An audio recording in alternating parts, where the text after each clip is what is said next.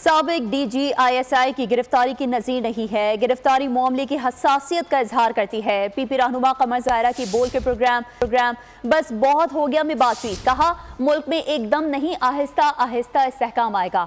कुछ जमातों का मुफाद नहीं कि मुल्क में इस्तेहकाम आए।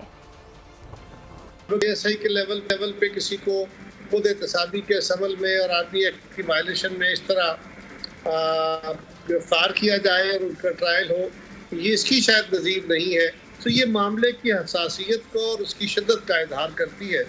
बेहतरी की तरफ जारी है, इकोनॉमी के अंदर लोगों का इत्मीनान नहीं है, लेकिन गवर्नमेंट के फैसले जो इस मजबूरी के तहत उठाए गए हैं उसमें एक रास्त सिम्मत है, एक बेहतरी के आसार हैं, उसके कुछ नताइज भी आना शुरू हुए हैं। स्टेबिलिटी ग्रेजुअल आएगी, एकदम नहीं।